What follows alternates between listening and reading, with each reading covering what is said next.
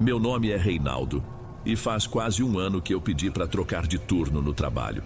Meus colegas no posto de segurança acharam loucura, disseram que eu ia mofar trabalhando de madrugada, que a noite acaba com a cabeça da gente. Mas para mim foi o contrário, foi a minha salvação. Um shopping, depois que a última porta de aço desce com aquele barulho metálico, vira um mundo à parte. E era nesse mundo que eu precisava viver. Quando você termina um relacionamento de 6 anos, sua própria casa começa a te expulsar.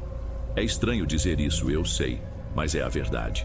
Cada canto tem uma memória, cada objeto parece uma acusação. O silêncio no meu apartamento era uma coisa pesada, cheia de palavras não ditas e da presença de quem não estava mais lá. Aqui no shopping, não. O silêncio da madrugada é limpo, vazio. É um silêncio que descansa a mente. Minha ronda era quase um ritual. Eu começava sempre pelo piso térreo, perto da praça de alimentação.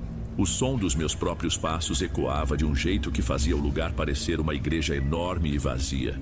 As lojas escuras com os manequins imóveis atrás do vidro nunca me assustaram. Pelo contrário, me davam uma sensação de ordem, como se o mundo lá fora, com toda a sua bagunça, estivesse finalmente em pausa. Eu me sentia o guardião daquele universo particular. De vez em quando eu cruzava com o pessoal da limpeza, uma dupla que sempre estava com um carrinho e aquela máquina que lava e seca o piso. A gente trocava uma ideia rápida, "E aí, tudo certo?" E às vezes eu aceitava um copo de café forte que eles traziam numa garrafa térmica. O cheiro do produto de limpeza com eucalipto misturado ao aroma do café era, para mim, o cheiro da paz. Era um trabalho metódico, sem imprevistos. Verificar portas, checar corredores de serviço, confirmar que os alarmes estavam todos ativos. Uma rotina que se repetia noite após noite, e era exatamente essa previsibilidade que eu buscava. Eu queria uma vida sem surpresas. Achava que ali, naquele gigante quieto, eu estaria a salvo de qualquer coisa. Essa rotina de paz durou uns 4 meses, talvez 5. Tempo suficiente para eu me convencer de que tinha encontrado o meu eixo de novo. A previsibilidade era meu remédio. Até que numa noite de terça-feira a rotina se quebrou. Eu estava no 2º piso, na ala oeste, uma parte mais quieta do shopping, onde ficavam umas lojas de móveis e decoração. Eu tinha acabado de passar por um corredor que terminava numa parede falsa, um tapume branco com um grande "em breve" pintado no meio. Era assim desde que eu tinha começado a trabalhar ali. Mas naquela noite, o tapume não estava mais lá. No lugar dele havia uma loja. A fachada era toda preta, um preto fosco que parecia absorver a luz dos corredores. Não tinha vitrine, só uma porta de vidro escuro e acima dela, o nome do lugar em letras brancas, num estilo que eu nunca tinha visto. Não era uma fonte de computador, parecia algo desenhado à mão, antigo, com umas pontas e curvas que dificultavam a leitura. Tive que chegar mais perto para entender o que dizia. Oficina de peculiaridades. Minha primeira reação foi de surpresa, mas não de medo. Eu pensei, nossa, foram rápidos. Não tinha ouvido barulho de obra, nem visto o entra e sai de gente que uma reforma costuma causar. Pensei que devia ser uma daquelas lojas de artigos de rock, ou talvez de fantasia e coisas de cultura nerd. O nome combinava, afinal.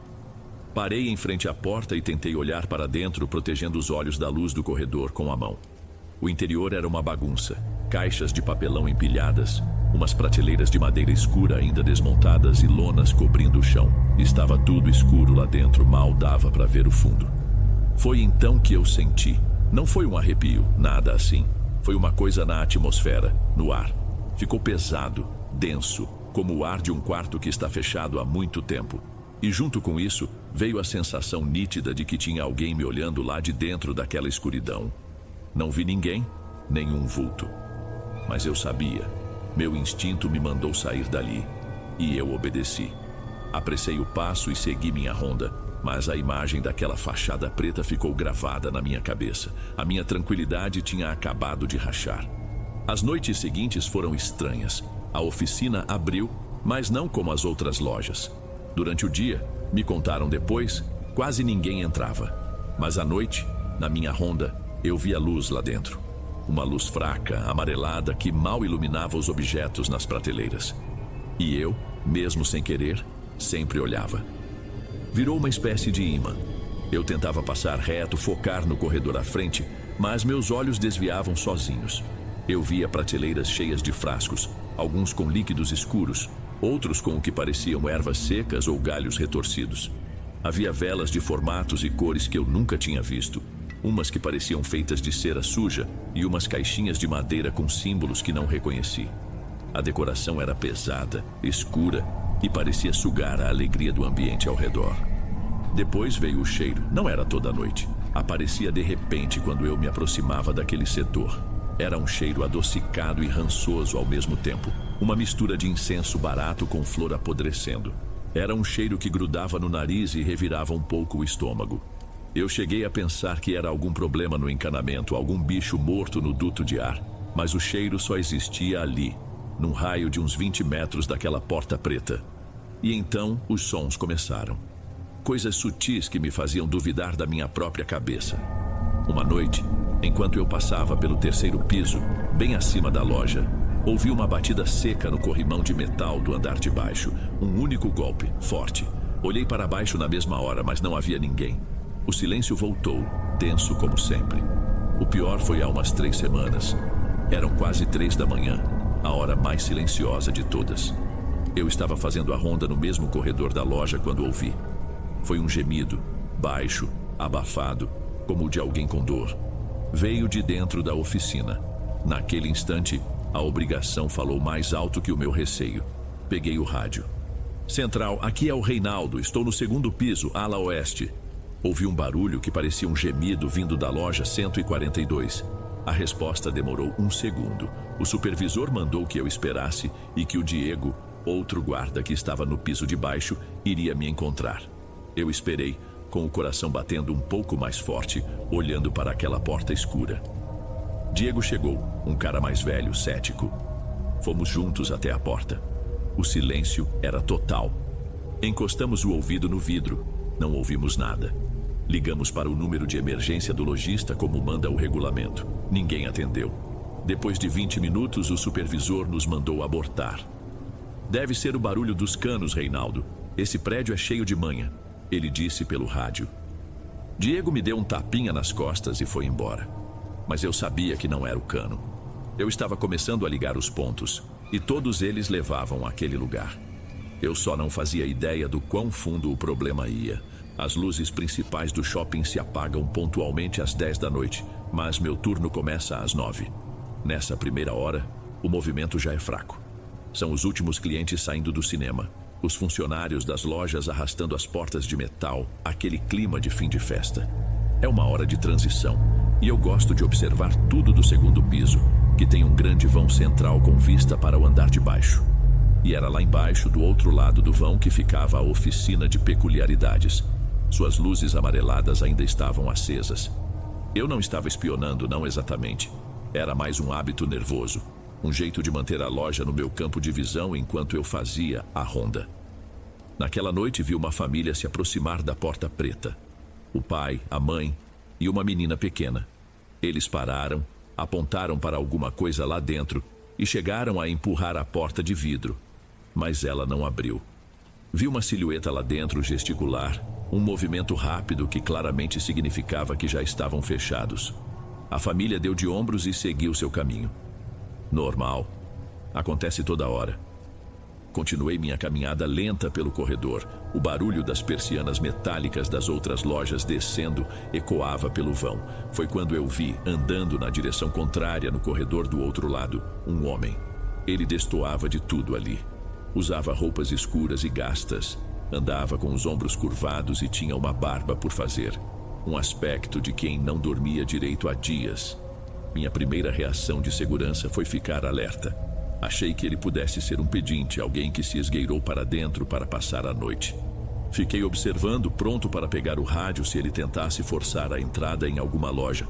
Mas, para minha total surpresa, ele caminhou direto para a oficina de peculiaridades. Ele não tentou abrir a porta nem bateu. Apenas parou em frente ao vidro escuro e esperou. 1 segundo depois, a porta se abriu para ele. Ele entrou. Não deu para ver quem abriu. Ele ficou lá dentro por talvez 2 minutos, não mais que isso. E então saiu, trazendo na mão uma caixinha escura, pequena, do tamanho de uma caixa de fósforos. Ele guardou o objeto no bolso da calça, deu as costas para a loja e sumiu num corredor lateral. Fiquei parado ali, no mesmo lugar, tentando processar o que eu tinha acabado de ver. Não era coisa da minha cabeça. Não era um cano fazendo barulho. Aquilo era real. Aquela loja operava com regras próprias, e essas regras não valiam para todo mundo. Aquela família, com a filha pequena, foi recusada. Aquele homem, com seu ar de desespero, foi recebido de braços abertos no meio da noite. Pela primeira vez, meu receio virou uma certeza. Havia algo muito errado acontecendo ali. Por algumas semanas eu mudei a minha rota. Passei a fazer a ronda do segundo piso pelo outro lado, o mais longe possível daquela fachada preta. Eu não queria ver, não queria sentir aquele ar pesado, não queria arriscar presenciar outra cena como aquela. Era uma solução covarde, eu sei, mas era a única que me dava alguma paz. Só que essa paz, claro, não durou. Foi no começo de outubro, numa noite de quinta-feira. Eu estava no terceiro andar, passando pela grade de proteção e olhando o andar de baixo, quando vi uma movimentação estranha. Era um dos funcionários da oficina, um rapaz bem alto, magro demais, com um ar meio doente. Ele empurrava um carrinho de metal, daqueles de transporte, com umas 3 caixas de papelão em cima, bem pelo meio do corredor principal. Meu estômago deu um nó. Eu não queria ir até lá. Tudo em mim mandava eu virar as costas, fingir que não vi. Mas o regulamento do shopping é claríssimo. Transporte de carga, qualquer que seja, só pelos corredores de serviço. É uma regra básica de segurança e operação. Ignorar aquilo poderia me custar o emprego. Entre o meu medo e a minha necessidade de pagar as contas, a segunda falou mais alto. Desci pela escada rolante desligada, sentindo cada degrau como se estivesse caminhando para uma coisa ruim. Quanto mais perto eu chegava, mais forte ficava aquele cheiro adocicado e podre. Parei em frente à porta de vidro. A luz amarelada lá dentro parecia doentia. Bati 2 vezes com os nós dos dedos. Demorou uns 10 segundos que pareceram 10 minutos. Ouvi o clique seco de uma fechadura eletrônica e a porta se abriu um pouco. Empurrei e entrei. O cheiro era sufocante. Uma mistura densa de incenso, poeira e alguma outra coisa. Algo orgânico e rançoso que não consegui identificar. Havia 3 pessoas lá dentro. O rapaz magro que eu tinha visto, uma outra moça de rosto inexpressivo arrumando uns frascos e atrás do balcão, uma mulher. Ela devia ter uns 50 anos, cabelos escuros presos num coque e um olhar tão penetrante que me fez desviar o meu na mesma hora. Os 3 pararam o que estavam fazendo e ficaram me olhando em silêncio. Forcei minha voz a sair firme, profissional. Boa noite. Desculpa incomodar, mas vocês não podem transportar mercadoria pela área pública do shopping. Tem que ser feito pelo corredor de serviço. A mulher atrás do balcão, que eu presumi ser a dona, manteve os olhos fixos em mim. Ela não demonstrou surpresa, só um leve fastio, como se eu fosse um inseto atrapalhando o seu trabalho. Boa noite. Sim, nós sabemos. O problema é que a fechadura da nossa porta dos fundos emperrou. Não abre de jeito nenhum. A voz dela era calma, mas tinha um tom que não admitia discussão. Enquanto ela falava, meu olhar correu rapidamente pelo lugar. Vi coisas que só tinha espiado de longe. Velas retorcidas numa cor de cera amarelada, doentia, caixinhas transparentes com o que pareciam ser ossos pequenos dentro, baralhos de cartas estranhas e um livro grande, de capa de couro marrom, aberto sobre o balcão. As páginas pareciam escritas à mão, numa caligrafia que eu não entendia. Eu ia só concordar com a cabeça e sair dali o mais rápido possível.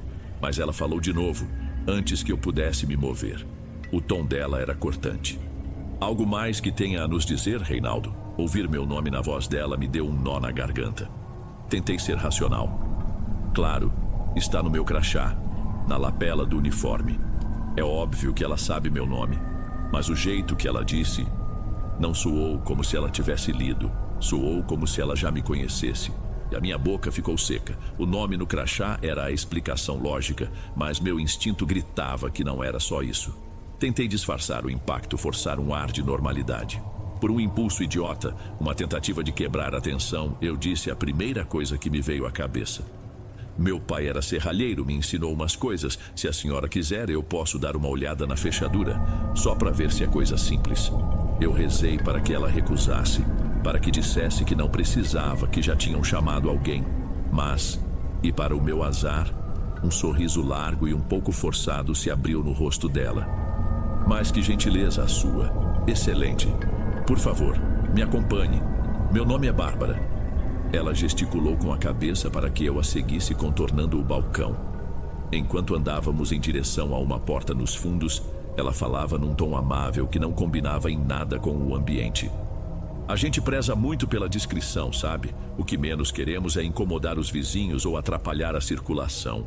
A cada passo que eu dava para o interior da loja, o ar parecia mais frio e o cheiro de coisa estragada ficava mais forte. Ela abriu a porta dos fundos e eu entrei no depósito. Se na loja o cheiro era ruim, ali era quase insuportável. Era um cheiro de porão úmido, de mofo, misturado com aquele mesmo adocicado rançoso, só que 10 vezes mais forte. O lugar era apertado, cheio de caixas de papelão empilhadas até o teto. Passei o olho por algumas etiquetas escritas à mão. Pó de encruzilhada, sebo de ovelha negra, terra de cemitério. Meu corpo pareceu ficar mais pesado. Bárbara me apontou a porta de metal dos fundos. É essa aqui. Ela me entregou uma caixinha de ferramentas enferrujada e ficou parada ao meu lado em silêncio, enquanto eu me agachava para olhar a fechadura. O frio ali era tanto que eu via a minha própria respiração se condensando no ar. Enquanto eu examinava o mecanismo que parecia só emperrado, senti de novo aquela pressão no ambiente. A certeza de que havia mais gente ali. Não apenas Bárbara e eu. Juro por tudo o que é mais sagrado, pelo canto do olho, eu vi um vulto se mover na escuridão, atrás de uma pilha de caixas. Virei a cabeça de uma vez. O coração deu um pulo que doeu. Não havia nada. Só a sombra projetada pelas prateleiras. O susto me fez desequilibrar. Minha mão esquerda voou para o lado para me apoiar e tocou em alguma coisa sobre uma prateleira baixa, coberta por um pano sujo. Senti através do tecido a forma de um objeto de madeira com entalhes ásperos e um frio que não era normal. Um frio que atravessou a pele da minha mão. Puxei a mão de volta como se tivesse tocado em fogo. Minha voz saiu trêmula. Tem mais alguém aqui com a gente? Bárbara manteve o sorriso no rosto, um sorriso que agora me parecia o de um predador. Aqui nunca está vazio, Reinaldo, mas fique tranquilo, você é meu convidado. Levei uns 5 minutos para destravar a porta com as mãos suando e tremendo. Bárbara não se moveu 1 centímetro, apenas observou cada movimento meu. Quando finalmente consegui e o mecanismo girou, me levantei rápido, querendo apenas sair dali. Pronto, resolvido. Eu sabia que você conseguiria. Muito obrigada, de verdade. Eu só queria ir embora, mas ela se pôs no meu caminho, bloqueando a saída do depósito. Ela me olhou fundo nos olhos. Uma pessoa faz de tudo para não ter que pensar, não é mesmo, Reinaldo? O silêncio da noite ajuda com isso. Pelo menos por umas horas. Aquilo me atingiu como um soco no estômago. Não era uma pergunta. Era uma afirmação. Não havia como ela saber daquilo. Não estava escrito em crachá nenhum. Era o meu segredo. A razão pela qual eu me enfiava naquele shopping toda noite. O terror que eu senti naquele momento não foi por causa do escuro, dos cheiros ou dos vultos. Foi o terror de estar completamente exposto, nu, na frente de algo que conseguia enxergar o que passava dentro de mim. Eu não respondi, apenas desviei dela, passei pela loja como um raio e saí para o corredor do shopping. O ar normal do corredor nunca pareceu tão puro. Eu não terminei minha ronda naquela noite. Fui direto para a nossa sala de descanso, um quartinho sem janelas nos fundos da administração. Disse pelo rádio que não estava me sentindo bem, uma desculpa que meu supervisor aceitou sem questionar. Minha voz devia estar péssima. Sentei numa cadeira de plástico debaixo de uma luz fluorescente que zumbia e fiquei ali, olhando para a parede. Eu tentava encontrar uma explicação lógica para o que Bárbara tinha dito. Talvez ela tenha ouvido algum boato, alguma fofoca de outro funcionário. Mas quem? Eu nunca falei da minha vida pessoal com ninguém ali. A verdade é que não havia explicação. Ela simplesmente sabia. E o frio que senti ao tocar aquele objeto no depósito, eu ainda sentia um resquício dele na palma da minha mão, uma dormência gelada que não ia embora. Fiquei na sala até o dia clarear e meu turno acabar. A volta para casa de ônibus foi um tormento. Cada pessoa que me olhava por mais de 1 segundo parecia suspeita. O mundo parecia o mesmo de sempre, mas eu me sentia um intruso nele, como se eu estivesse vibrando numa frequência diferente e todo mundo pudesse perceber. Cheguei no meu apartamento e girei a chave na fechadura 3 vezes. Um hábito antigo que nunca pareceu tão necessário. Fui direto para o chuveiro. Deixei a água quente cair por um longo tempo, como se pudesse lavar não só a sujeira do corpo, mas a sensação de ter sido invadido por dentro. Não adiantou. Deitei na cama, exausto, mas sabia que não ia conseguir dormir. Minha mente repassava a cena no depósito, a voz calma de Bárbara, o sorriso dela. E aquela frase. Aquela frase me desmontou por dentro. Fiquei deitado, de olhos abertos, olhando para o teto e vendo o sol da manhã começar a pintar o gesso de laranja. Foi quando eu ouvi, veio da sala, um som baixo, de arrasto.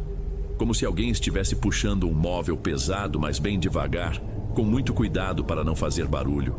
Um ruído de madeira se arrastando em madeira. Eu travei onde estava. Eu moro sozinho. Não havia ninguém ali. O som parou.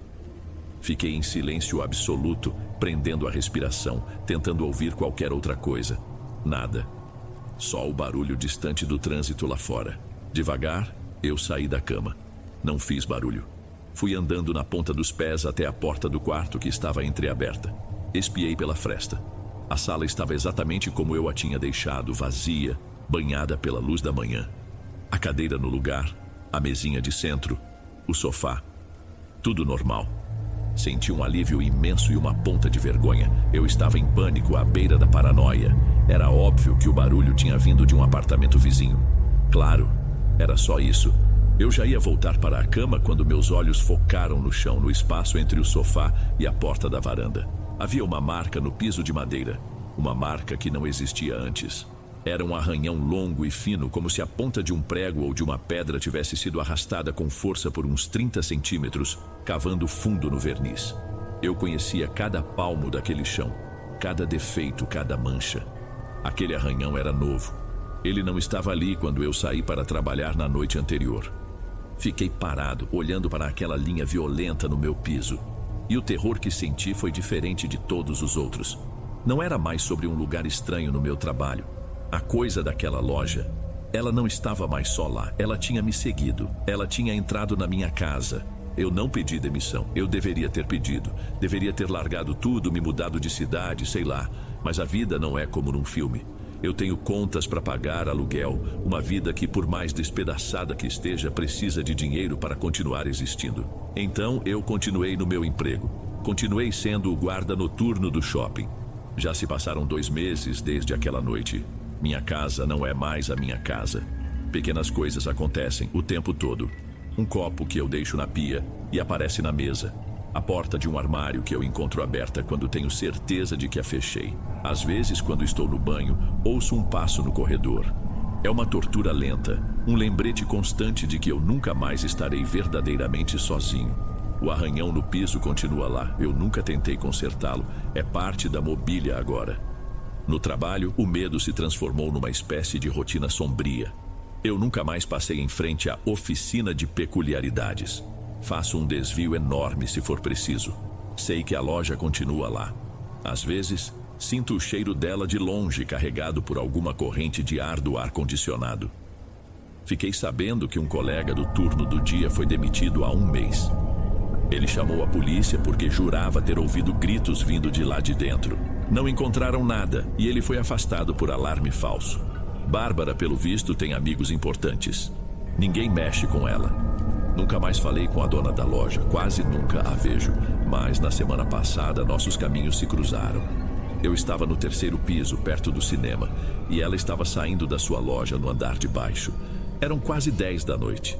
Eu olhei para baixo e o olhar dela encontrou o meu através do vão imenso que separa os corredores. Eu esperava um olhar frio, uma ameaça silenciosa, mas não. Bárbara me viu, e um sorriso discreto surgiu em seus lábios. Ela levantou a mão e me deu um pequeno aceno, um gesto amigável, quase um boa noite. Meu corpo agiu sozinho. Eu levantei a minha mão e acenei de volta. E naquele momento eu entendi tudo. Não era uma trégua, era a coleira. Era o dono confirmando que sua posse ainda estava ali, no lugar certo. O meu erro não foi ter curiosidade. Meu erro foi ter sido educado. Foi ter oferecido ajuda para consertar uma fechadura estúpida, num gesto para disfarçar o meu próprio pavor. Ao tentar consertar a porta dela, eu abri a minha. E agora, Eu sou apenas mais uma das peculiaridades que habitam aquele shopping durante a noite.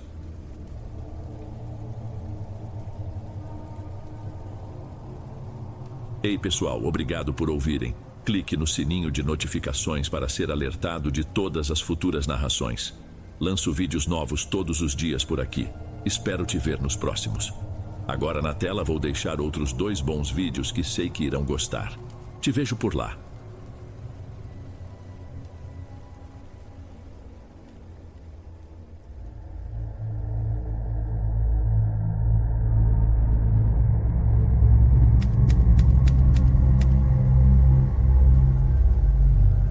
Boa noite, Dom.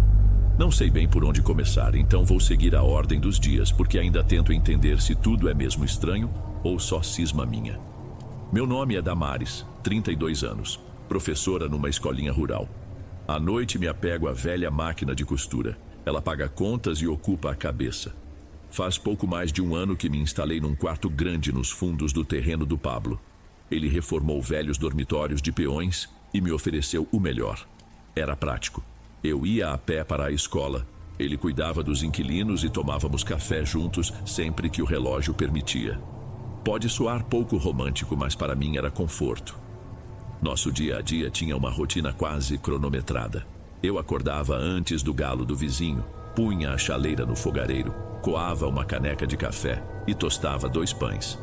Pablo, voltando da primeira entrega de verduras, estacionava a caminhonete empoeirada, lavava as mãos no tanque e vinha roubar o pão quentinho. Ria do meu cabelo preso com pregador. Eu devolvia brincando da barba dele, sempre meio torta. Quando as pequenas falhas começaram, percebi o quanto essa rotina me dava chão. Primeiro, o leite azedou dentro da geladeira novinha que pagamos em 3 boletos. Pensei em queda de energia, mas não houve falta de luz. No dia seguinte, a lâmpada da cozinha piscou tanto que achei que fosse queimar. Troquei por outra lacrada. E à noite, ela pulsava de novo, num ritmo lento. Coisas bobas, eu sei, mas vieram em sequência. A torneira jorrou água turva numa manhã, embora a caixa d'água tivesse sido limpa fazia pouco. Alguns talheres sumiram e reapareceram no tanque cobertos de ferrugem como se tivessem envelhecido anos em horas. E por fim, um cheiro azedo, parecido com casca de laranja esquecida, que rondava a cozinha e desaparecia antes que eu achasse a origem. Achei que era desleixo meu e reclamei com Pablo enquanto lavava a louça, avental encharcado. Deve ser umidade. Ele resmungou atolado nos boletins médicos da mãe. Mesmo ele, tão prático, torceu o nariz quando o cheiro voltou naquela noite. Revistou armários, cheirou o sifão, nada. Eu quis acreditar que estávamos neuróticos. Mesmo assim, deitei sentindo um bafo morno vindo da casa, algo que não pertencia ali.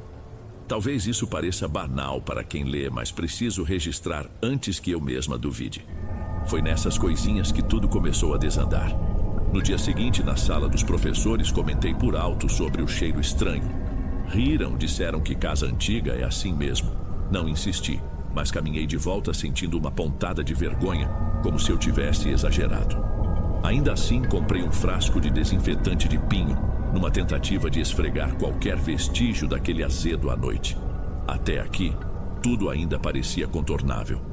Eu só não sabia que era só o começo. Ainda na semana do desinfetante, a vida parecia ter voltado ao prumo. Dei aula sobre germinação, corrigi provas, ri com as crianças quando um grilo pousou na lousa. À noite, emprestei linha a uma vizinha que rasgou o avental. Tudo normal, até a quinta-feira. Chovia fraco, mas o ar estava pesado. Pablo não chegara. Fiz café sozinha e sentei perto da porta.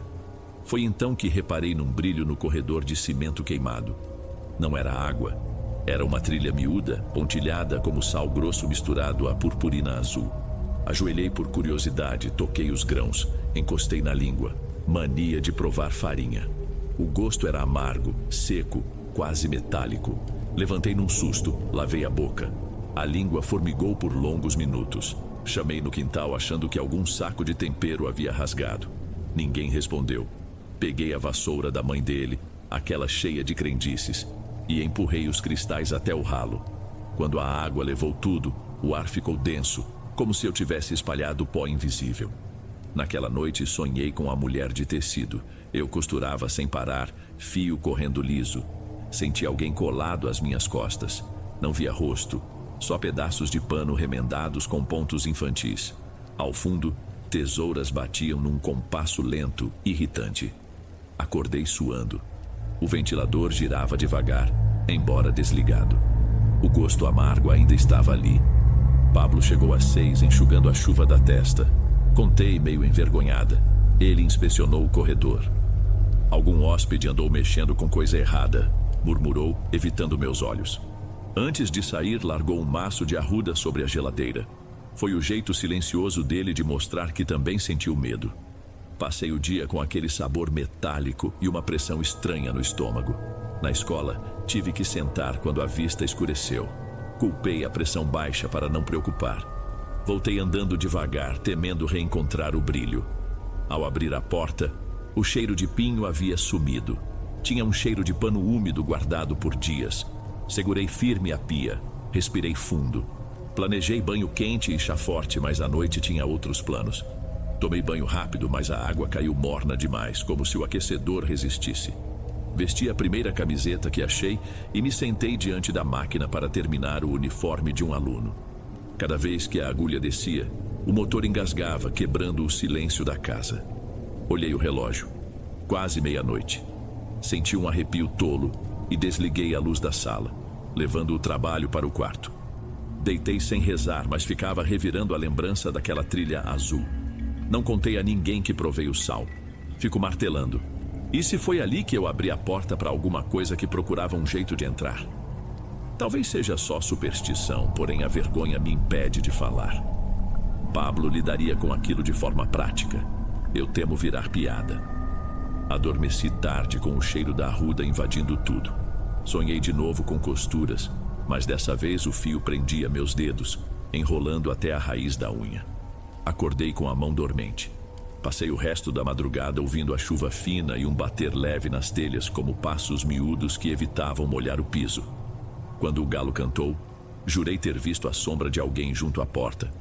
Mas talvez fosse a cortina mexida pelo vento que não existia. A segunda-feira amanheceu pesada, o ar colando na pele. Acordei cansada, como se tivesse empurrado o caminhão em sonho. Mas toquei a rotina. Mingau para os meninos. 4 e 6 anos. Lancheiras, uniforme. Pablo saiu cedo, tossindo rouco, jurando que era só garganta irritada. Na escola, a diretora pediu que eu cobrisse 2 turmas. Aceitei. No meio da explicação, o chão rodou. Encostei na parede até a sala voltar ao lugar e fingi que era apenas fome. Voltei para casa já escurecendo e encontrei o mais velho, quente feito ferro de passar, o pequeno enjoado no quintal. Levei os 2 ao posto. Nada diagnosticado além de repouso e soro. No ônibus de volta, a cabeça latejava junto com a conta de luz que vencia em 2 dias. À noite tentei terminar um vestido, mas a máquina teimava. Linha arrebentava, agulha torta, motor falhando. Enquanto lutava com o pedal, ouvi um roçar de pano no corredor. Abri a porta achando ser Pablo. Silêncio. Corredor vazio. Fui checar os meninos. Dormiam inquietos, murmurando. Sentei entre eles e reconheci o cheiro de pano úmido misturado a metal, como moeda esquecida na chuva. Passei a madrugada trocando panos frios. Pablo só entrou quando o céu clareava, camisa grudada ao peito, olhos fundos. Disse que a clínica atrasou, fechou-se no banheiro e não falou mais. No dia seguinte avisei as clientes que atrasaria entregas. 2 cancelaram sem rodeios. Alguém tinha cochichado que minha casa estava pesada. De repente o caderno de pedidos ficou quase vazio. Paguei o armarinho com o que restava da poupança. As febres voltavam ao fim da tarde. Cada gole d'água fazia os meninos dizerem que a língua ardia. Notei pontinhos brancos, minúsculos. Lembrei da trilha azul e meu estômago virou. Pablo começou a mancar, reclamando de dor nas pernas. Sugeri médico. Ele desviou o olhar. Prometeu ver depois. A cozinha cheirava a mofo recém-nascido, apesar de janelas escancaradas. Roupas limpas amanheciam úmidas, pregando nas costas. Resumi aqueles 15 dias numa palavra: perda. Perdi dinheiro, saúde, confiança dos vizinhos. E no silêncio entre uma febre e outra, a culpa vinha com força que tudo nascera na minha curiosidade. No sal amargo que provei e não devia. Numa manhã, ao chegar à escola, a diretora me chamou de lado. Uma das mães pediu para trocar o filho de turma, dizendo que o menino andava tendo pesadelos depois das minhas aulas. A diretora não me acusou de nada, mas o recado estava dado. À tarde, na fila da lotérica, senti olhares escaparem quando me virei. As pessoas cochichavam meu nome junto de azar. Foi a primeira vez que considerei pedir transferência.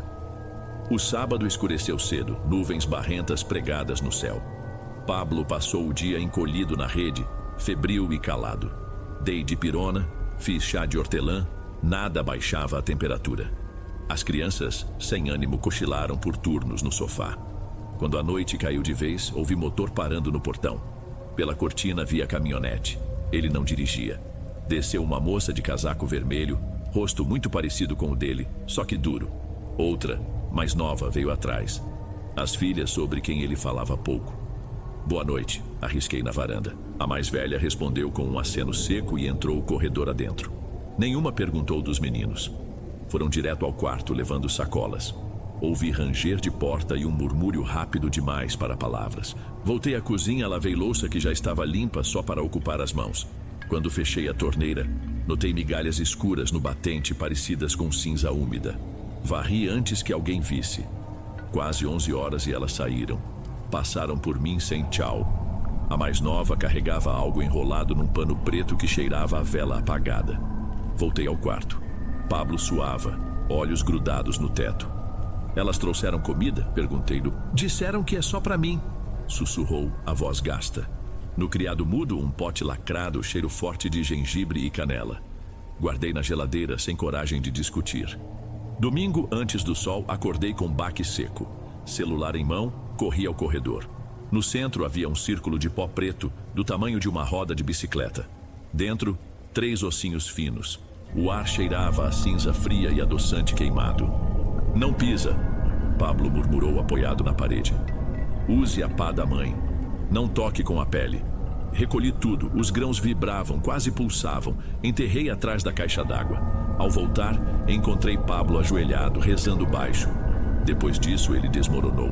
A tosse, antes rara, virou ataque que o dobrava. As pernas falhavam nos degraus. O posto marcou raio-x para investigar sombra no pulmão. A palavra sombra grudou em mim o dia inteiro. À noite, o corredor ganhou passos de criança. Encostava o ouvido e sentia, mais que ouvia, tecido sendo rasgado devagar, fiapos estalando. O cheiro azedo voltou, misturado à fumaça de vela. Um vizinho reclamou do lixo. Tem bicho podre. Mostrei sacos limpos. Ele saiu balançando a cabeça. Assim seguimos. Médicos, febres, contas, passos. Eu me sentava diante da máquina, mas a linha arrebentava. Atrás do motor, o ruído de pano rasgado parecia cobrar cada ponto que eu falhava. Numa madrugada, enterrei o segundo círculo. Voltou igualzinho 2 dias depois. Sentei no chão da cozinha, mãos cheirando a terra. Chorei baixo, tentando não acordar ninguém. Pensei em ligar para minha mãe, mas temi que a voz dela me quebrasse. Pablo se arrastou até a porta, pediu água. Quando acendi a luz, a pele dele lembrava papel pardo molhado. Se eu não voltar da clínica, cuida dos quartos, balbuciou. Não fala isso agora, por favor, respondi. Ele tentou sorrir, tossiu sangue no lenço. O vermelho escuro se abriu no cimento. Recuar foi instinto. Atrás de mim senti um sopro gelado. Virei e não havia ninguém. Só o corredor alongado pelo luar e a certeza nítida de um vestido antigo balançando no fim dele. Na semana seguinte, Pablo saiu cedo para refazer exames na cidade grande e não voltou mais para dormir. Mandou mensagem curta, disse que ficaria no hospital para agilizar os resultados. Respirei aliviada por ele estar em mãos médicas, mas a casa ficou oca de uma hora para outra. 2 dias depois, as filhas apareceram outra vez, agora sem a delicadeza do casaco vermelho. Bateram na porta como quem exige um pagamento atrasado. A mais velha encarou meu avental manchado de tinta da escola.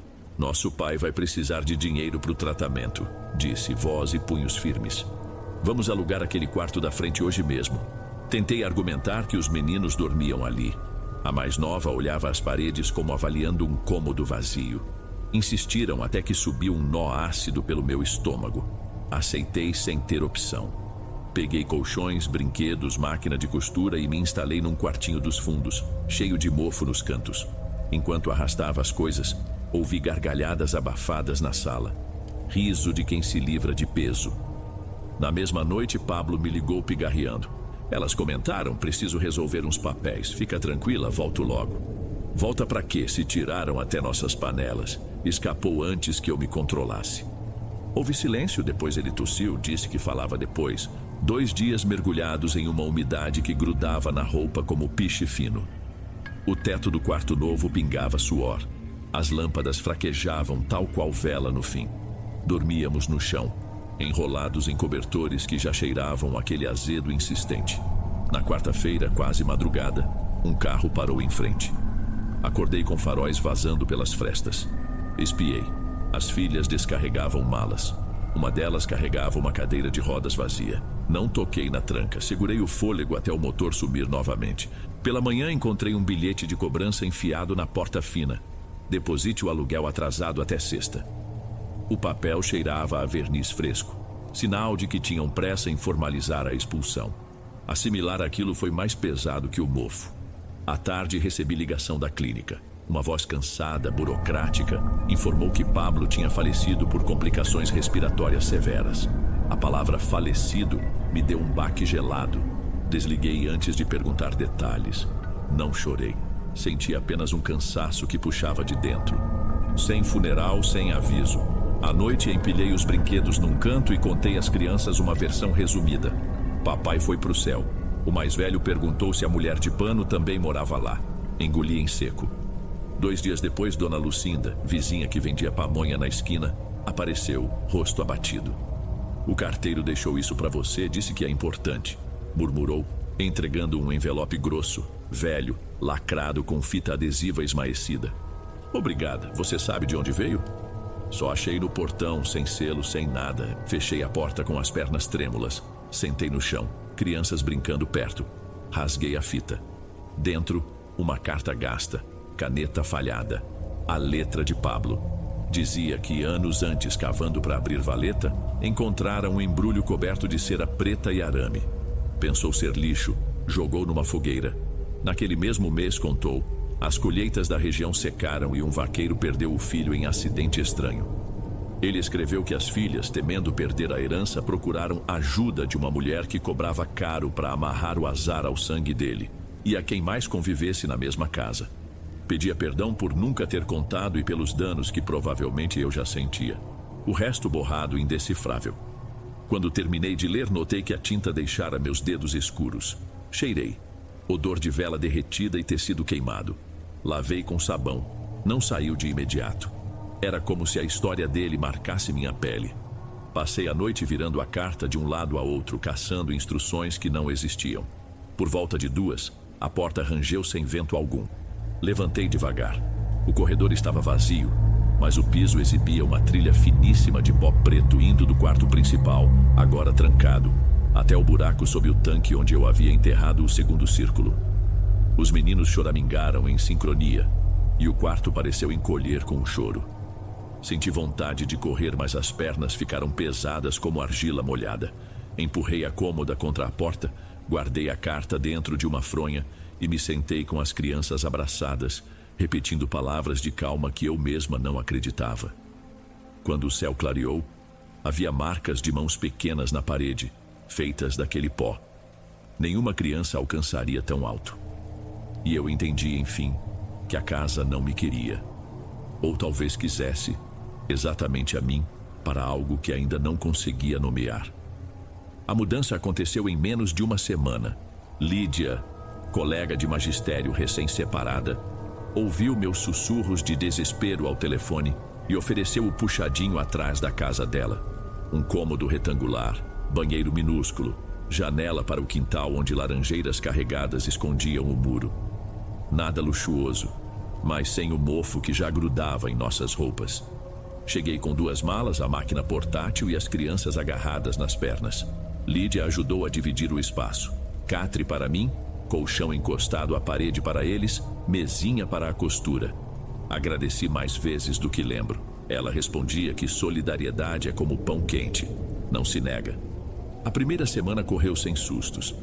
As laranjeiras batiam folhas no telhado, o cheiro cítrico entrava pelas frestas e cheguei a acreditar que bastava distância para quebrar o ciclo.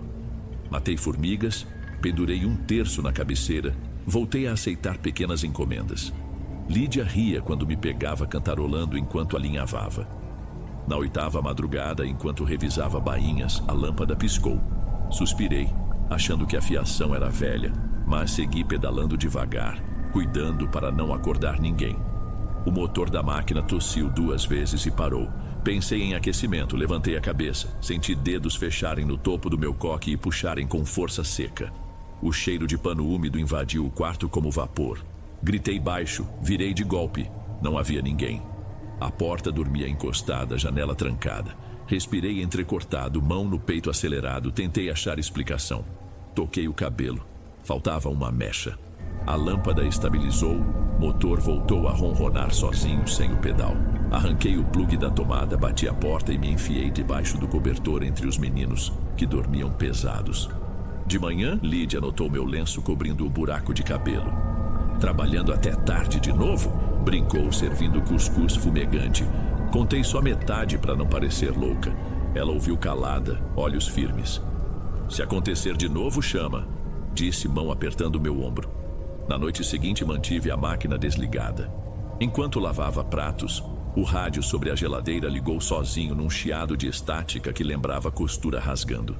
Desliguei no botão. Ele reacendeu no mesmo instante, mais alto. Lídia entrou do corredor suando espantada. O rádio se calou. Nos olhamos em silêncio, cada qual esticando o ouvido para o que talvez não existisse. Os meninos começaram a acordar pontualmente às 3, chorando abafado, dizendo que a senhora cochichava histórias sobre agulhas dentro dos olhos. Notei riscos vermelhos finos nos braços deles. Pareciam arranhões de gato, mas não tínhamos bichos. Passei pomada, marquei pediatra. O médico sugeriu alergia ao sabão da vizinha. Eu saí do consultório com a palavra alergia ecoando vazia. Tentei parar de costurar após o jantar, mas as contas não paravam de chegar. Na 3ª madrugada, alinhei o pedal com relutância. 2 agulhadas depois, a agulha quebrou num estalo seco e o pedaço metálico voou, riscando meu rosto abaixo da sobrancelha. Sangue escorreu quente. Usei pano de chão limpo para estancar. Quando abaixei, vi a linha fora da máquina enrolar-se sozinha, firme, até estrangular o carretel. O cheiro de vela apagada acompanhou. Berrei o nome da Lídia. Ela entrou correndo, cabelo despencado. "Há alguém aqui!" Sussurrei, tremendo. Ela percorreu o cômodo a passos curtos. Viu a linha apertada, o fio de sangue. Não duvidou. Pegou a tesoura do bolso do avental e cortou a linha de uma vez. O carretel girou lento, como rendido. O quarto pareceu inflar e, num suspiro, relaxar num silêncio úmido. Lídia empurrou a máquina contra a parede. "A partir de agora, costura só de dia, comigo em casa", decretou. Assenti, apertando o pano na sobrancelha. Ela quis me levar ao pronto-socorro. Preferia esparadrapo e reza. Dormimos às 4 no mesmo ambiente, luz do corredor acesa. No meio da noite, senti peso nos pés, como se alguém estivesse sentado acompanhando a respiração. Não abri os olhos. Segurei a mão do filho mais velho e contei mentalmente até 1000. Quando enfim ousei olhar, vi apenas a cortina balançando, embora o ar estivesse parado. Na manhã seguinte, Lídia varreu o quintal e achou minha mecha de cabelo presa num galho de laranjeira, enrolada em linha preta. Jogou tudo no forno a lenha, sem me avisar antes. A chama estalou alto, espalhando o cheiro de plástico derretido misturado à casca queimada. O dia transcorreu sem incidentes, mas ao recolher lençóis notei que a cicatriz da sobrancelha parecia letra torta, como ponto de alinhavo embrulhado demais. Não doía, apenas latejava quando eu lembrava. E eu lembrava o tempo todo. Entendi então que distância não bastava.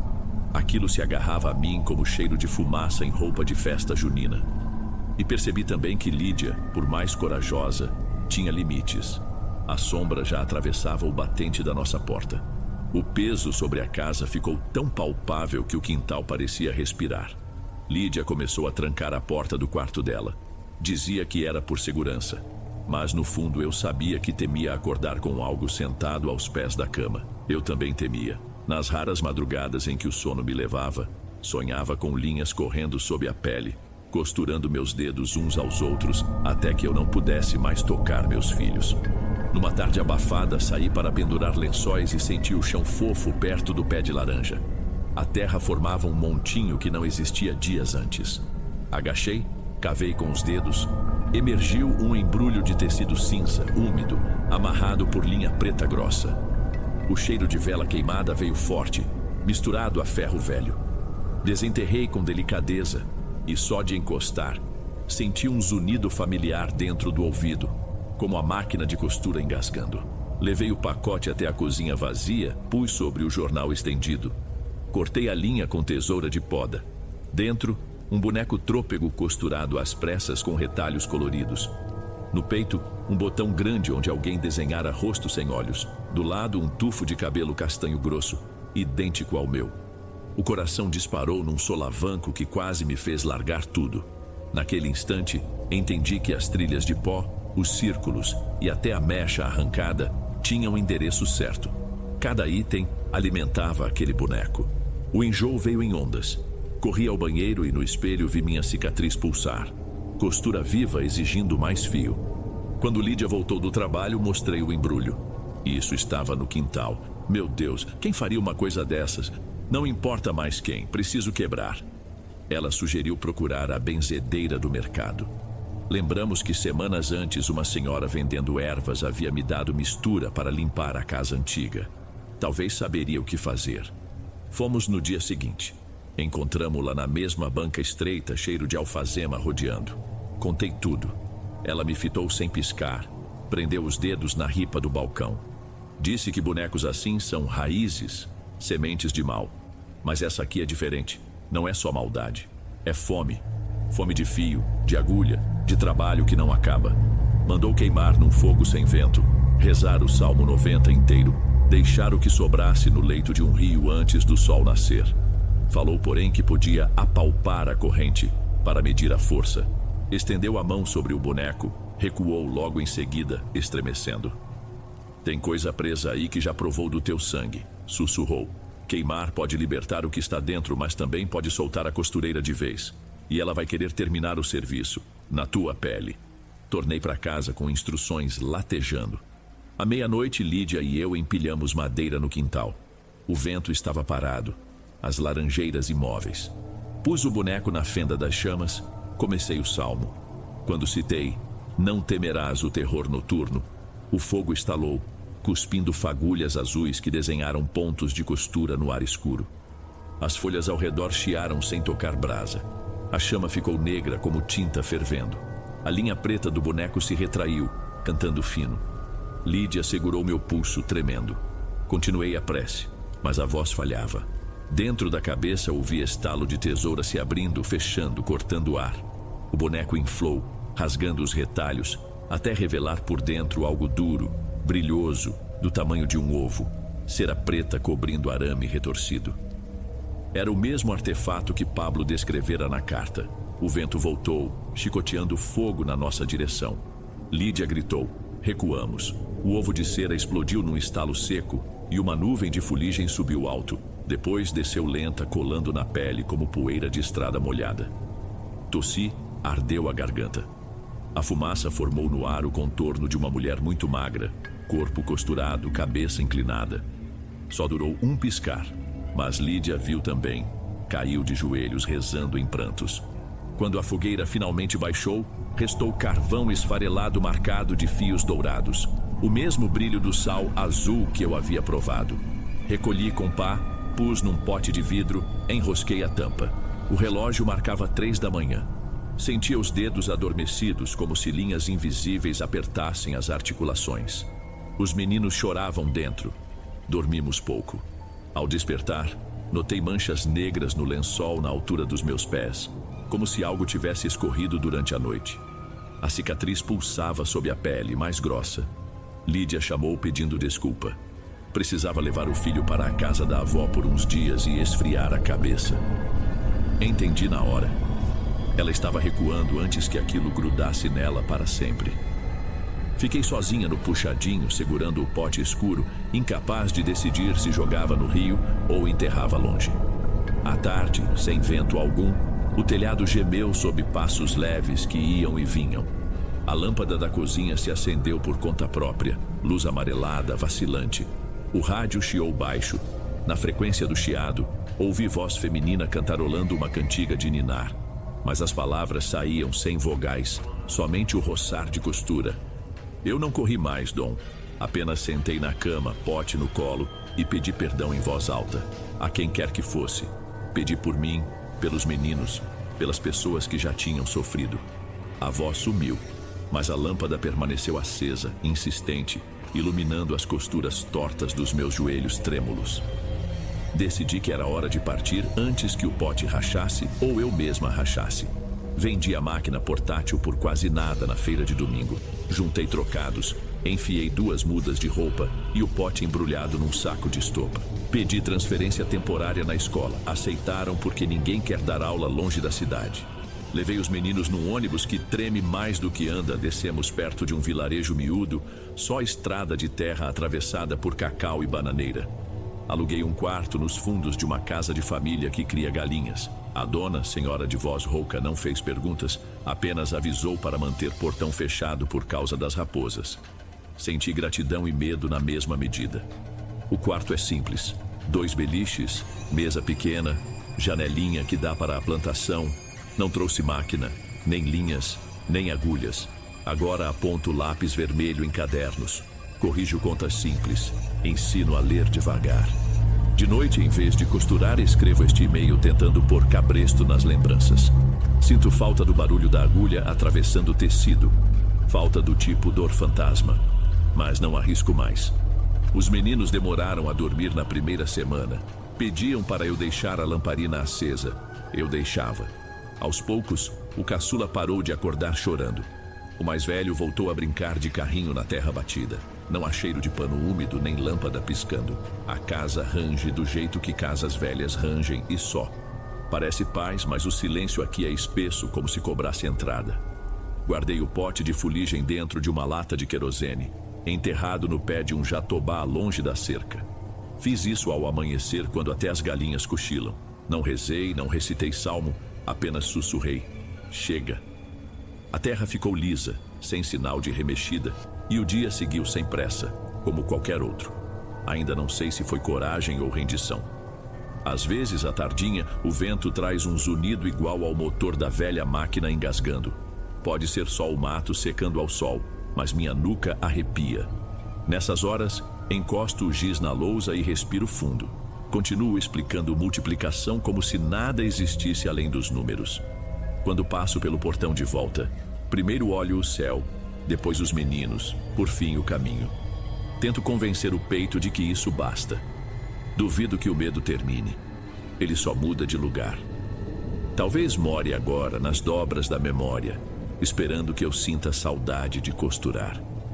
De vez em quando quase esqueço e me pego medindo o tecido imaginário com os dedos. A pele formiga onde a cicatriz vive. Lembro da explosão negra do boneco inchado, de tudo que perdi. A máquina não volta.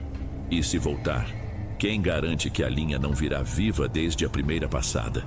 Se algum dia eu retomar a costura, pretendo fazê-lo à luz do sol, no pátio, com gente por perto, rádio alto tocando forró para espantar silêncio. Talvez também mantenha um punhado de sal, do comum, num pires, não para provar, mas para lembrar que curiosidade tem gosto amargo.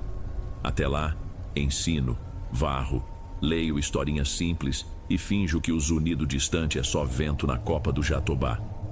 E quando a noite cresce e o medo cutuca, repito baixinho: não temerás o terror noturno.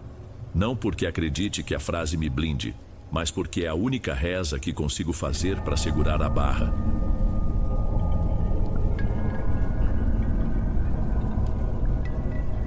Antes de irmos para o próximo relato, se você é novo por aqui, não se esqueça de se inscrever no canal e ativar o sininho para receber as próximas histórias. Sua presença é importante e seu apoio é essencial. Bem, vamos continuar.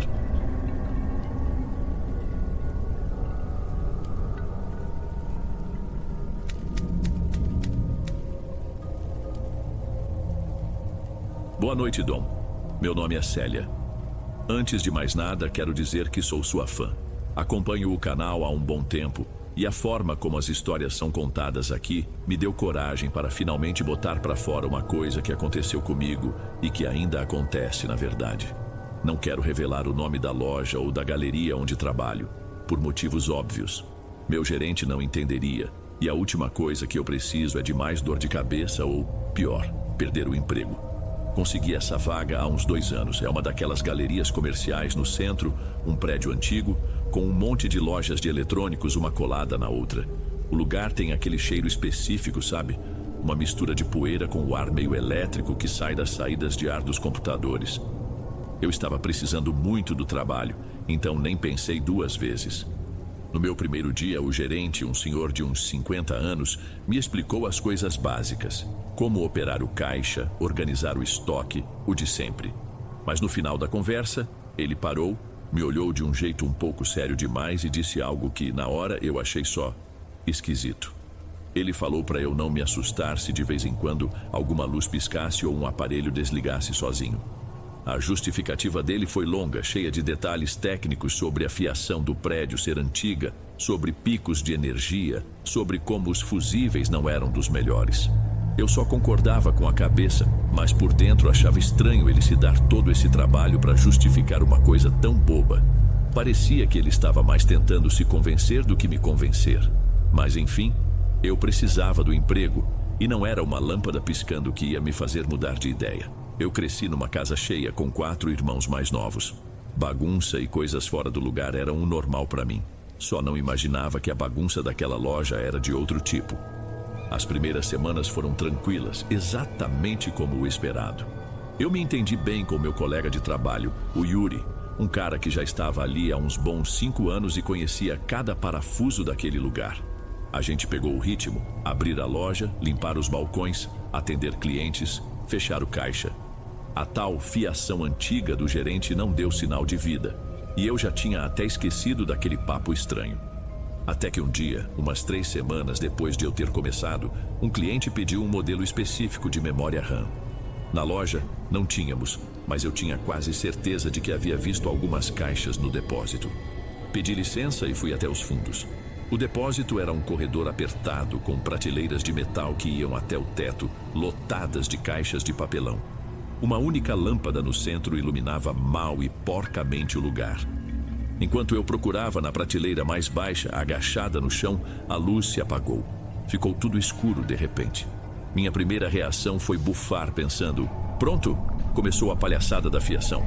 Peguei o celular no bolso para ligar a lanterna, mas foi aí que uma coisa me travou. Eu ainda ouvia a música ambiente que tocava na loja, o burburinho baixo dos clientes lá na frente. A energia não tinha acabado. Foi só ali, só comigo. E então, vindo de algum canto na escuridão, eu ouvi. Não foi alto, foi quase um sopro, uma risadinha curta, de criança. Aquilo me fez prender a respiração na hora. Liguei a lanterna do celular, a luz da lanterna tremia e passava por cima das pilhas de caixas. Apontei para o fundo do corredor, para os cantos, mas não vi ninguém, só prateleiras e poeira. Meu cérebro imediatamente procurou a resposta mais lógica. Só podia ser o Yuri. Muito engraçado, Yuri, eu disse, tentando fazer minha voz sair firme, mas ela falhou um pouco. Silêncio. Um silêncio pesado que parecia absorver o som que vinha da loja. Apontei a luz mais uma vez para o fundo do corredor e, por 1 milissegundo, eu vi. Ou acho que vi. Um vulto. Uma mancha escura se movendo rápido atrás de uma pilha de caixas de monitores. Foi tão rápido que eu mesma duvidei. Voltei para a porta, bati no interruptor e a luz acendeu na mesma hora. Fingi que nada tinha acontecido. Peguei a primeira caixa que vi e saí dali, sentindo o ar um pouco mais gelado nas minhas costas. Eu terminei de atender o cliente no automático, minha cabeça ainda repassando a cena no depósito, a risada, o vulto. Não, só podia ser uma brincadeira de mau gosto. Assim que o cliente saiu, fui direto até o Yuri, que estava no balcão tirando o pó de umas caixas de fone de ouvido. Eu estava mais irritada do que com medo, na verdade. Olha, eu sei que foi você. Comecei cruzando os braços. Não precisava daquilo tudo lá no depósito, tá? Não foi engraçado. Ele parou o que estava fazendo e me olhou, piscando devagar, como se eu estivesse falando grego. Não tinha um pingo de riso ou de culpa no rosto dele. Era só cansaço. Do que você está falando, Célia? A calma dele me desarmou. Expliquei tudo. A luz que se apagou sozinha, a risadinha, o vulto. A cada palavra minha, a expressão dele continuava a mesma, sem reação. Ele só ouvia, balançando a cabeça lentamente. Quando terminei, ele deu um suspiro longo, pegou o paninho e voltou a limpar a caixa, como se eu tivesse acabado de comentar sobre o tempo. Ah, ele disse com a voz baixa. Então você já conheceu o moleque? Fiquei parada sem entender. Moleque? Que moleque? Como assim? Perguntei. Ele deu de ombros sem nem me olhar. Tem um garoto aí. Ele já estava aqui quando eu entrei. Gosta de aprontar. Apaga a luz, desliga as TVs, essas coisas. Mas é só isso. Ele não faz nada demais. Aquilo me atingiu de um jeito seco. A naturalidade com que ele falou, aquele jeito desligado dele, era muito mais assustador do que qualquer fantasma. Eu estava esperando que ele risse, que confessasse a brincadeira, mas não, ele estava falando sério. Você está falando sério? Minha voz era quase um sussurro. Ué, claro. Ele respondeu, finalmente me olhando. Havia uma espécie de pena no olhar dele. O gerente te deu aquele papo da fiação, não deu? É o que ele fala para todo mundo. É mais fácil. Olha, a melhor coisa que você faz é ignorar. Uma hora você acostuma. Ele se virou e continuou o trabalho, encerrando o assunto. E eu fiquei ali, no meio da loja, sentindo um vazio estranho no estômago. Acostumar? Como alguém acostuma com uma coisa dessas? Naquele momento, o medo do que eu vi no depósito foi substituído pelo pavor do que o Yuri tinha se tornado. Alguém que achava normal conviver com um fantasma. Os dias seguintes foram horríveis de um jeito quieto. Cada vez que uma luz tremia, eu sentia um arrepio. Cada vez que um cliente aumentava o volume de uma caixa de som para testar, meu corpo travava. Eu trabalhava sempre tensa, esperando o próximo susto. O pior era olhar para o Yuri. Ele seguia a vida tranquilo. Às vezes até cantarolava baixo enquanto arrumava uma prateleira. A normalidade dele era a coisa mais apavorante do mundo. Com o tempo as coisas continuaram acontecendo. Eram pequenas provocações, quase sempre inofensivas. Uma televisão da vitrine que se desligava sozinha. A luz do pequeno banheiro nos fundos que piscava e se apagava bem na hora que eu entrava, me deixando no escuro. Uma pilha de manuais que escorregava e caía no chão sem que ninguém estivesse por perto. Para cada evento, a explicação do Yuri era a mesma. Foi o moleque. E a do gerente, quando via, era sempre a mesma ladainha sobre a rede elétrica. Eu percebi que não ia aguentar muito tempo vivendo naquele estado de tensão. Meu sono piorou, eu estava sempre cansada, sempre no meu limite. Foi aí que, por puro desespero, eu acho, comecei a tentar uma abordagem diferente. Eu vinha de uma casa onde sempre tinha criança correndo, gritando, fazendo arte. Talvez fosse só isso. Uma criança solitária querendo atenção. Comecei a criar uma imagem na minha cabeça. Um menino, talvez de uns 7 ou 8 anos, meio gordinho, com o cabelo bagunçado. Dei um nome para ele, um nome que guardei só para mim. Renan. Parecia menos assustador pensar nele assim.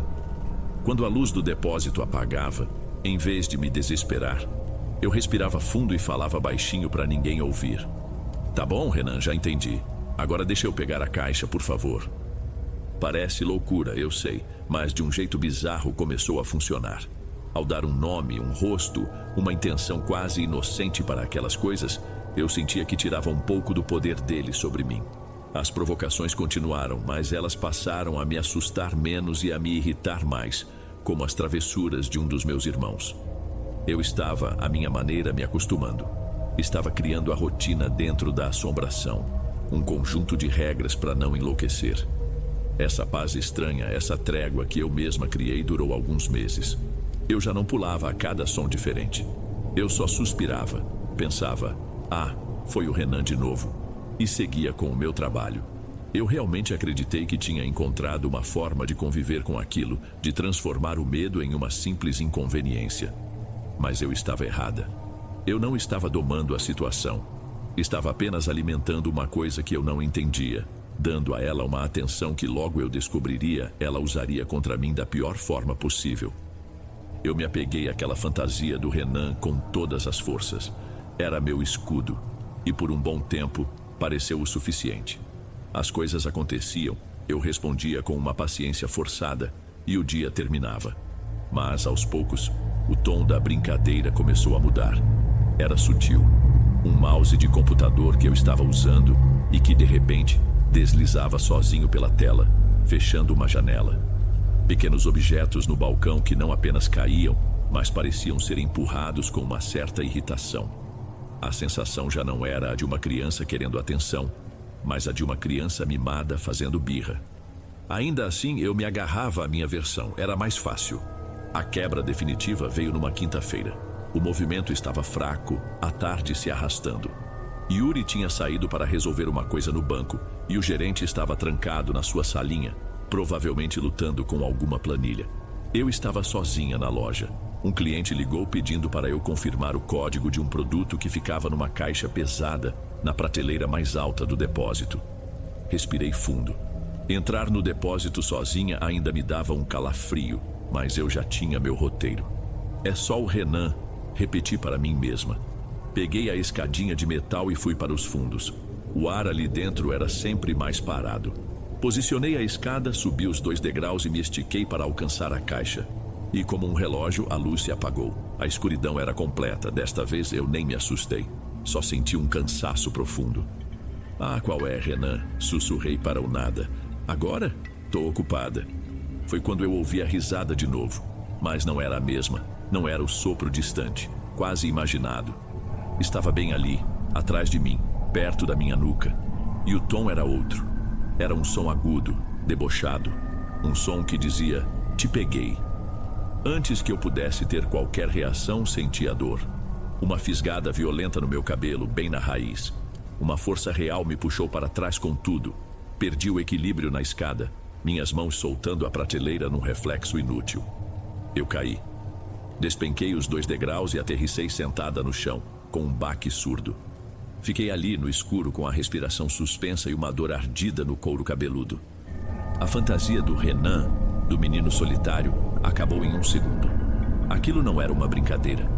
Aquilo não era uma criança. Aquilo tinha me machucado de propósito. O silêncio que se seguiu foi a coisa mais pavorosa que eu já experimentei.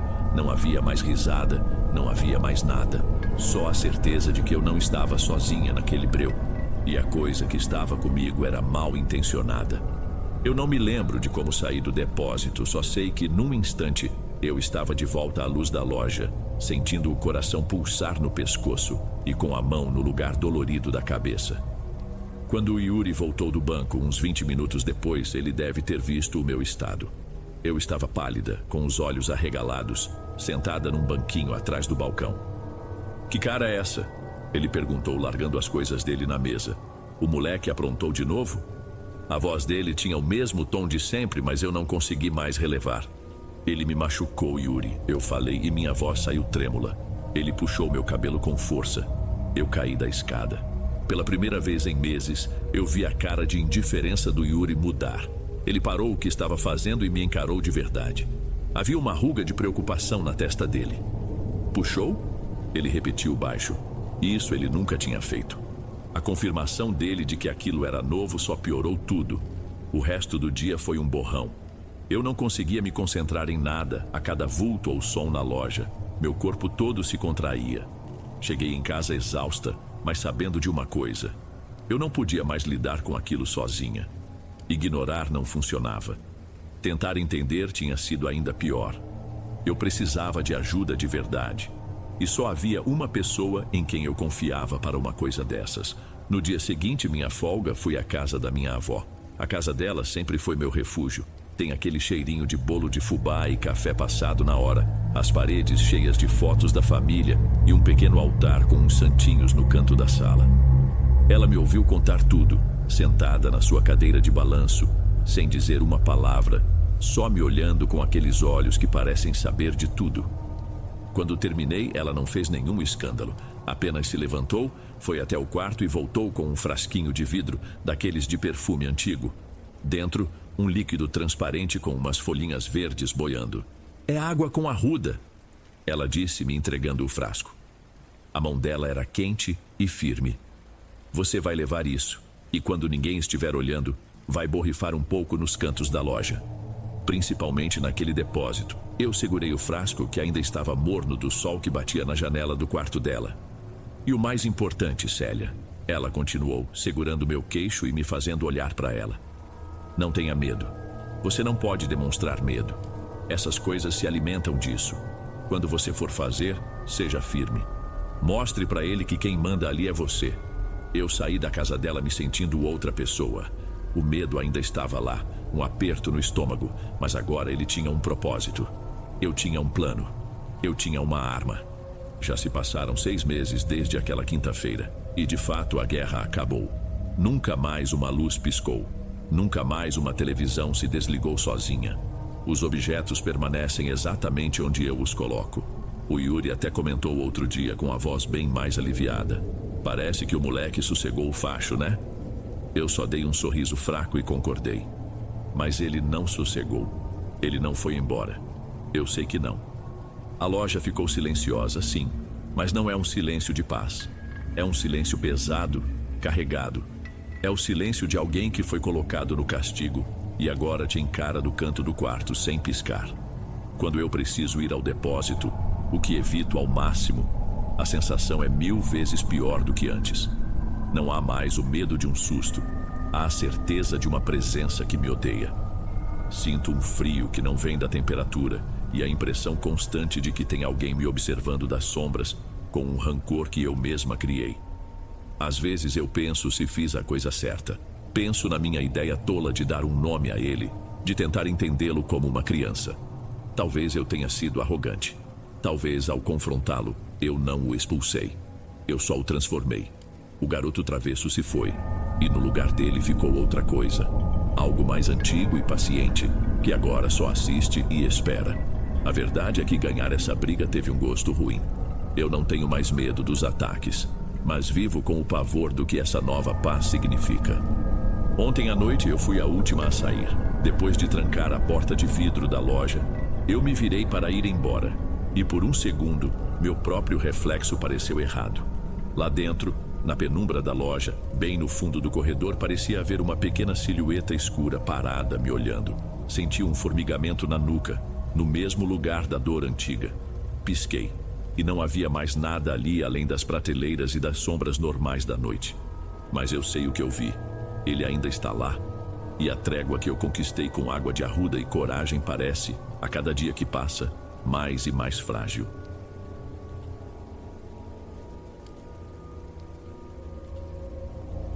Antes de irmos para o último relato, se ainda estiver por aqui, comente o horário que está assistindo. Gosto de saber quem assiste os relatos até o final. Bem, vamos continuar.